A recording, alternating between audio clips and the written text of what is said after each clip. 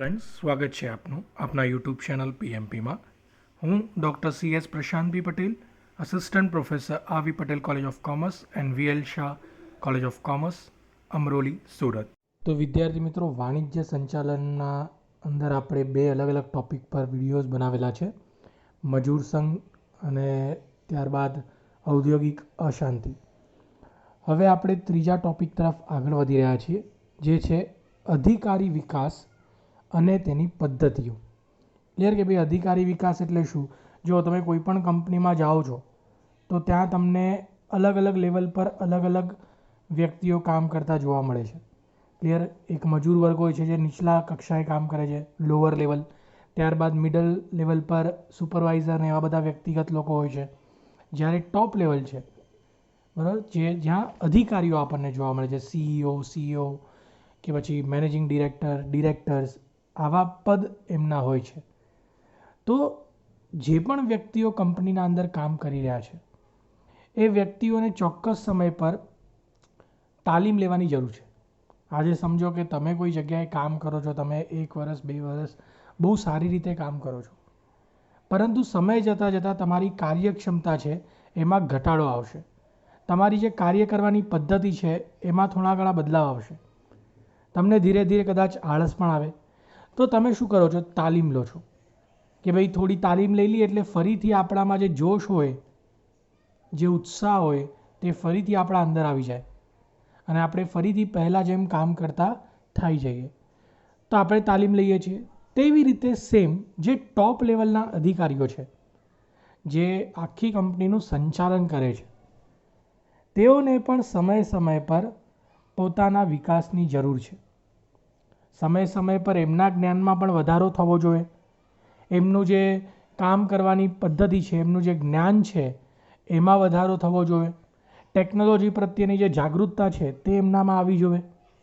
આજથી 60 વર્ષમાં જો તમે કેટલું બધું બદલાવ આવી ગયો છે. હવે સમજો કે રિલાયન્સ કંપની જે ડિરેક્ટર્સ છે છેલ્લા 30 વર્ષથી કે 40 વર્ષથી, તો એમને તો કેટલા બધા બદલાવ જોયા એમના જીવનની અંદર. તો શું એ બદલાવની હિસાબે તે લોકો પણ પોતાની જાતને બદલે છે? યસ, બદલે છે. આજે જે રિલાયન્સના ડિરેક્ટર છે 40 વર્ષથી, એ પહેલાં અલગ જ્ઞાન ધરાવતા હતા. એમની પાસે તે સમયે કદાચ ટેકનોલોજીનું એટલું બધું જ્ઞાન નહીં હશે જે આજે છે. તો એ જ્ઞાન એમને લીધું કેવી રીતે? તેઓ પણ સમય સમય પર પોતાનો વિકાસ કરે છે, તાલીમ પ્રાપ્ત કરે છે, અલગ અલગ બુક્સ વાંચે છે, વિષયો પર રિસર્ચ કરે છે, સંશોધન કરે છે અને પોતાના જ્ઞાનમાં દિવસે ને દિવસે વધારો કરે છે, જેથી કરીને એ જ્ઞાન તેઓ પોતાના કંપનીને આપી શકે અને કંપનીનો વિકાસ કરી શકે. તો આપણે આ બધું જ ડિસ્કશન આપણા ટૉપિકના અંદર કરવાનું છે. ટૉપિકનું નામ છે અધિકારી વિકાસ અને તેની પદ્ધતિઓ. હવે સૌથી પહેલાં તો આ ટૉપિકની વ્યાખ્યા સમજીએ કે ભાઈ અધિકારી વિકાસ એટલે શું. એટલે આપણા માઇન્ડમાં સૌથી પહેલાં એ જ ક્વેશ્ચન આવે કે ભાઈ અધિકારી વિકાસની વ્યાખ્યા શું છે. તો સમજો, અધિકારીઓની માનસિક શક્તિઓ અને આંતરિક ગુણો વિકસાવવા માટેના પૂરતા પ્રયત્નોની સંખ્યા એટલે અધિકારી વિકાસ. કે ભાઈ તમે જે અધિકારીઓ છે, જે ટોપ લેવલ પર કામ કરે છે, જે લોકો સંચાલન કરે છે, એમની માનસિક શક્તિમાં કેવી રીતે વધારો કરી શકો. એમની પાસે જે જ્ઞાન છે એમાં હજી તમે કેટલું જ્ઞાન ઉમેરો છો.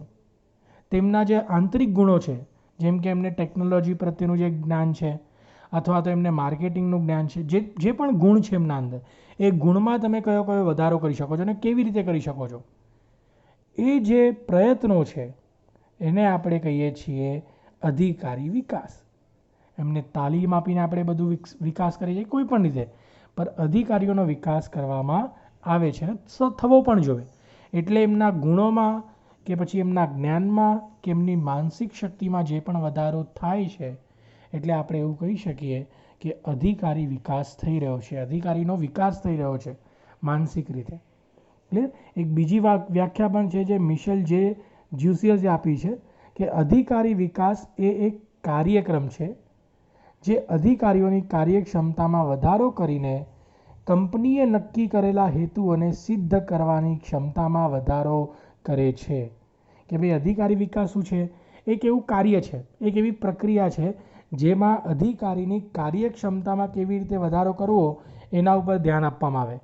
અને એકવાર એની કાર્યક્ષમતા વધી ગઈ તો એ ફાયદો કોને કરાવશે? કંપનીને જ કરાવશે. કંપનીના જે હેતુઓ છે, જેના ઓબ્જેક્ટ છે, એને સિદ્ધ કરવામાં એ જ્ઞાનનો વપરાશ કરવામાં આવશે.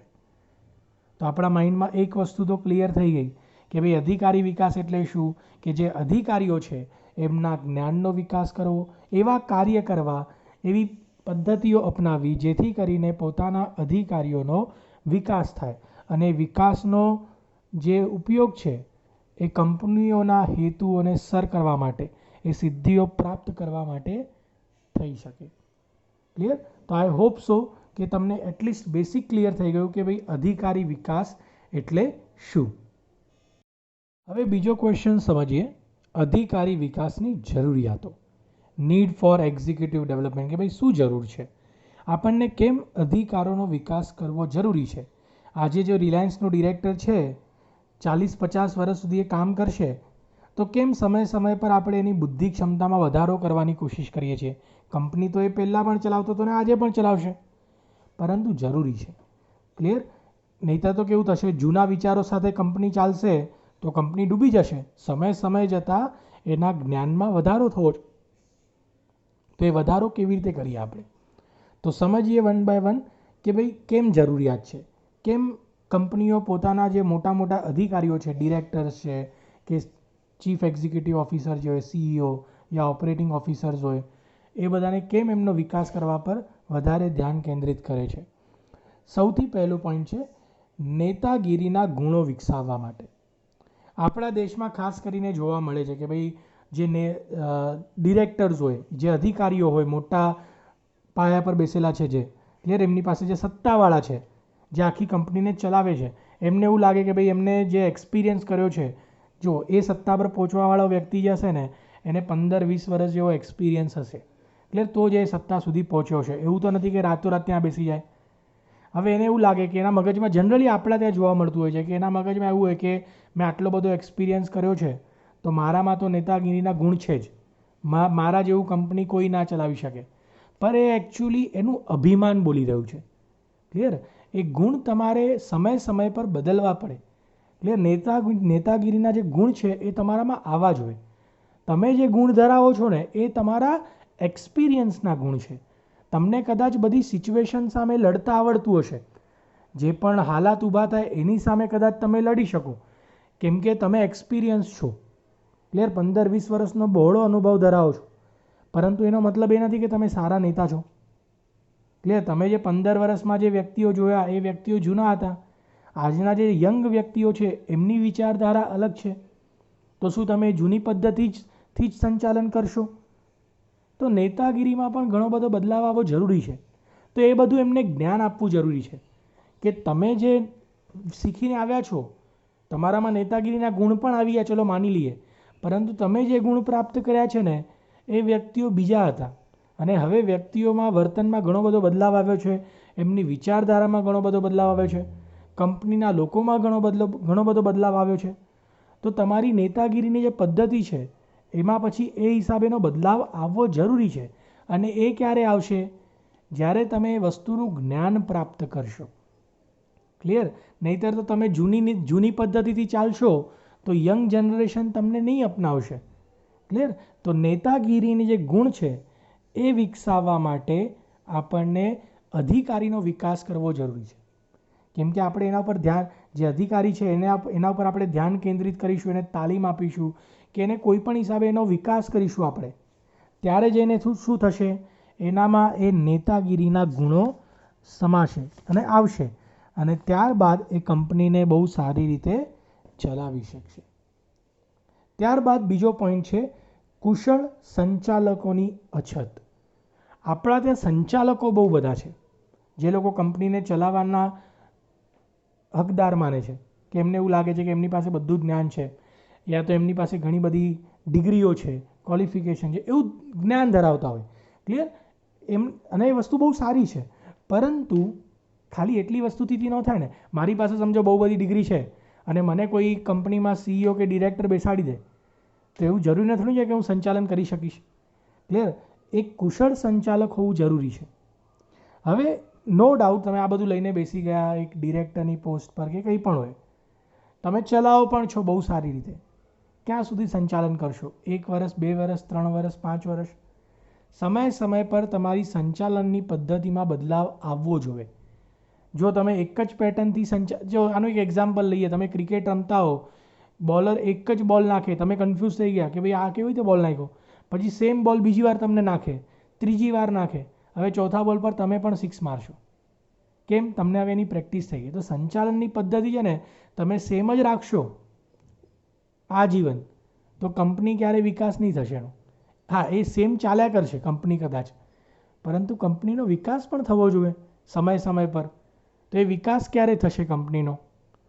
જ્યારે એ સંચાલન પોતાની કુશળતાનો ઉપયોગ કરશે. તો એ કુશળતા એના અંદર સમય પર આવવી જોઈએ.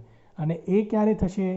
જ્યારે આપણે અધિકારી વિકાસના પગલાં લઈશું, કે ભાઈ એને અલગ અલગ પ્રકારની તાલીમો આપીને, કે એને જ્ઞાન પ્રાપ્ત કરાવીને, એની પાસે બુક વંચાવીને, એની પાસે સંશોધન કરાવીને એના જ્ઞાનમાં વધારો કરીશું. એટલે એની જે સંચાલન કરવાની કુશળતા છે એમાં વધારો થશે અને કંપની આગળ વધશે. એટલે જે કંપનીને ચલાવવા માટે જે અછત હતી, કુશળ સંચાલકોની જે અછત હતી, એ પૂરી થશે. કેમ કે આપણા ત્યાં મેં કીધું સંચાલકો બહુ બધા છે, પરંતુ કુશળ સંચાલકો બહુ ઓછા છે. કેમ કે એ બધા જૂનું જ્ઞાન ધરાવે છે. તો નવા જ્ઞાન ધરાવવાળા કુશળ સંચાલકોની જરૂર છે. તો આપણે જૂના સંચાલકોને જ્ઞાન આપીને એમની સંચાલક પદ્ધતિને આપણે બદલી શકીએ છીએ. તો આ જરૂરિયાત છે. જેથી આપણે જેટલું અધિકારી વિકાસ કરીશું, સમાજમાં એટલા કુશળ સંચાલકો આપણી પાસે મોજૂદ રહેશે, જે પોતાનું જ્ઞાન બીજી કંપનીઓને આપશે અને કંપનીનો વિકાસ કરશે. ત્યારબાદ કંપનીઓના વિકાસ માટે તમે અધિકારી વિકાસ કેમ કરો છો? હવે સમજો કે કોઈ કંપનીનો ડિરેક્ટર છે, રિલાયન્સ કંપનીનો ડિરેક્ટર છે ફોર એન એક્ઝામ્પલ. હવે એને કેમ તમે તાલીમ આપો છો મફતમાં? એને તમે રિસર્ચ રૂમ આપ્યું સંશોધન કરવા માટે, એને તમે બુક્સ લઈને આપો છો, એના માટે તાલીમનો સમય આપો છો, તો ડિરેક્ટર્સનું જ્ઞાન વધી ગયું, તેમાં કંપનીને પણ તો ફાયદો થશે. એટલે એવું નહીં વિચારો કે ખાલી ડિરેક્ટરનો ફાયદો થયો. જો આવું થતું હોત તો કોઈ કંપની પોતાના અધિકારીઓનો વિકાસ પર ધ્યાન કેન્દ્રિત ન કરતે. તો અધિકારીઓ વિકાસની આપણને જરૂર કેમ છે? કેમ આપણે અધિકારી વિકાસ પર ધ્યાન આપીએ છીએ? કેમ કે જો કંપની આજે એક ડિરેક્ટરને એનો વિકાસ કરવામાં મદદ કરશે, તો એ એનું જ્ઞાન કંપની માટે પણ વાપરશે કાલે ઉઠીને, અને કંપની આગળ આવશે. જો આપણે એવું વિચારીએ કે ભાઈ આજે હું આની પાછળ ખર્ચો નહીં કરીશ, શું કરવા કંપનીના પૈસા બગાડું, એ ડિરેક્ટરને જે કરવું હોય તે કરે, તો ડિરેક્ટર શું કરશે? કંઈ વાંધો નહીં, ચાલે છે તેમ ચાલવા દો. તો કંપની આજે ડિરેક્ટર માટે ખર્ચો નહીં કર્યો, ડિરેક્ટર કાલે કંપની માટે કામ નહીં કરશે બરોબર, અને કંપની પછી બરોબર ચાલી નહીં શકશે અને એક સમય બંધ થઈ જશે. તો કંપનીનો વિકાસ એના ઉપર નિર્ભર કરે છે, અધિકારી પર નિર્ભર કરે છે કે અધિકારી કેટલો કુશળ છે. અને એની કુશળતા કેવી રીતે આવશે? જ્યારે તમે અધિકારીના વિકાસ પર ધ્યાન કેન્દ્રિત કરશો ત્યારે. તો આ એક જરૂરિયાત છે. કંપનીનો વિકાસ કરવો હોય ને તો અધિકારીનો વિકાસ થવો જરૂરી છે. ક્લિયર? તો અમુક જરૂરિયાતો છે અધિકારી વિકાસ માટેની. ત્યારબાદ ઝડપી ફેરફાર. ભાઈ સમાજમાં બહુ ઘણા બધા ઝડપી ફેરફાર થઈ રહ્યા છે. ટેકનોલોજી બદલાઈ રહી છે સમય પર. જુઓ છેલ્લા 10-15 વર્ષમાં તો કમ્પ્યુટરે કેવી જગ્યા લઈ લીધી છે. મોટા મશીનરી આવી ગયા જે 1 કલાકમાં એવું કામ કરી નાખે જે મહિનામાં નહીં થતું હતું. એટલે ટેકનોલોજી બહુ એડવાન્સ થઈ ગઈ છે. તો આ બધું જ્ઞાન અધિકારીને હોવું જરૂરી છે. આજે રિલાયન્સ કંપનીનો અધિકારી હોય તો એને જ્ઞાન હશે તો એ શું કરશે? કંપનીમાં નવી મશીનરી લાવવાનો પ્રયાસ કરશે. જો એને જ જ્ઞાન નહીં હોય કે માર્કેટમાં કઈ મશીનરી ચાલે છે, કઈ ટેકનોલોજી ચાલે છે, તો કંપનીમાં પણ એ ટેકનોલોજી નહીં આવશે. અને એનો હરીફ જે છે, જેની હરીફાઈમાં છે, એ બધી ટેકનોલોજી વાપરશે ને આગળ નીકળશે, તમારી કંપની બંધ થઈ જશે. તો જે ફેરફાર થઈ રહ્યા છે ને એનું જ્ઞાન કંપનીને હોવું જરૂરી છે, જેથી કરીને કંપની બરોબર ચાલે. અને કંપનીને જ્ઞાન કોણ આપશે? એના અધિકારીઓ. પણ એ અધિકારીઓને પણ તો જ્ઞાન મળવું જોઈએ તો એ કંપનીના માટે કંઈ કામ કરશે. તો અધિકારી વિકાસ થવો જરૂરી. તમે એમની પાસે બુક વંચાવડાવો, માર્કેટની વિઝિટ કરાવડાવો, એમનો વિકાસ કરો. એમને ઓફિસમાં ખાલી નથી બેસવાનું. સમય પર એમની કુશળતા, એમના જ્ઞાન, એમની જે ક્વોલિફિકેશન છે બધામાં વધારો થવો જોઈએ, જેથી કરીને જે સમાજના ફેરફાર છે, જે બજારના ફેરફાર છે, જે ટેકનોલોજીના ફેરફાર છે, બધા એમને ખબર હોય અને કંપની બરોબર ચાલી શકે. આ હેતુથી આપણે અધિકારીઓના વિકાસ પર ધ્યાન આપીએ છીએ. ક્લિયર? કંપનીઓ અધિકારીના વિકાસ પાછળ ખર્ચ કરે છે, જેથી કરીને આ બધી વસ્તુ શક્ય બને. ત્યારબાદ સામાજિક જવાબદારીનો ખ્યાલ, કે ભાઈ અધિકારી સત્તા પર આવે ને એટલે ઘણીવાર થાય લોભ આવી જાય આપણા અંદર. ક્લિયર? હરેક વ્યક્તિ લોભી હોય. આજે મારી પાસે સત્તા આવે તો હું એ સત્તાનો કદાચ ખોટો ઉપયોગ કરી શકું, શક્ય છે. તો આનાથી નુકસાન કોને થશે? મજૂરોને થશે, સમાજને થશે, ગ્રાહકોને થશે. તો આ ન થવું જોઈએ. તો અધિકારીને જેટલું તમે કુશળ બનાવશો, એના જ્ઞાનમાં વધારો કરશો ને, તો એ સમાજને સમજશે અને સમાજની સાથે સાથે ચાલશે. એને સમાજની જવાબદારીઓ જે છે એને ખ્યાલ રહેશે. એ કંઈ પણ વસ્તુ કર્યા પહેલાં એકવાર વિચારશે કે મારા કોઈ ડિસિઝનના વજહથી સમાજને તો નુકસાન નથી થતું ને, કેમ કે મારી જવાબદારીઓ સમાજ પ્રત્યે પણ છે. તો આ એના મગજમાં આવ્યું કેવી રીતે? જ્યારે આપણે એના વિકાસ પર ધ્યાન આપ્યું ત્યારે. ક્લિયર? તો કોઈ પણ અધિકારી હોય જ્યારે સત્તાનો લોભી થાય તો એનો વિકાસ થવો જરૂરી છે. એને સમય સમય પર તાલીમ આપો કે બુક્સ વંચાવો અથવા તો સમાજ પ્રત્યે એને જાગૃત કરો. આ બધું અધિકારી વિકાસનો એક ભાગ છે. ક્લિયર?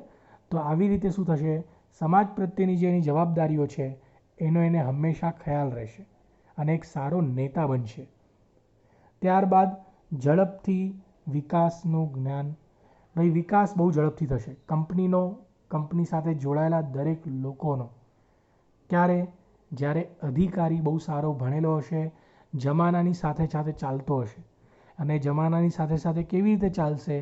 જ્યારે એની પાસે જ્ઞાન હશે, અને પણ જૂનું જ્ઞાન નહીં, તાજું જ્ઞાન.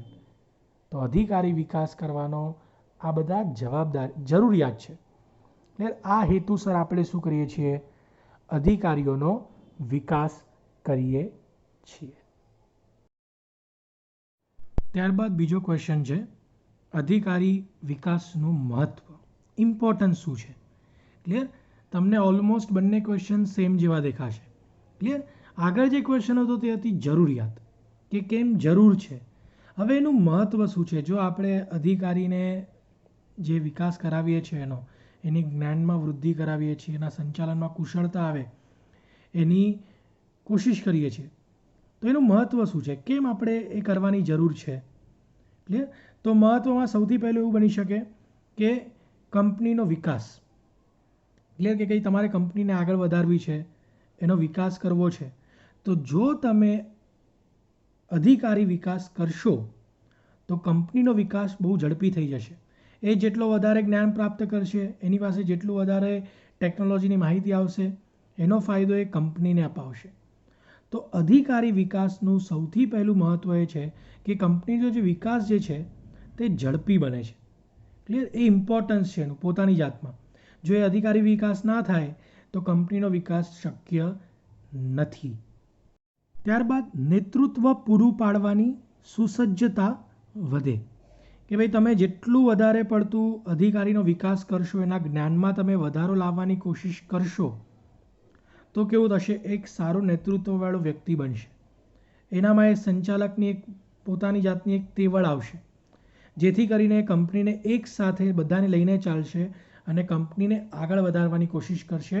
જો એનામાં જ્ઞાનનું સંચાર થશે તો, જો આપણે અધિકારી વિકાસ પર ધ્યાન કેન્દ્રિત કરશું તો અધિકારી વિકાસ કરવાથી આપણને શું ફાયદો થાય છે?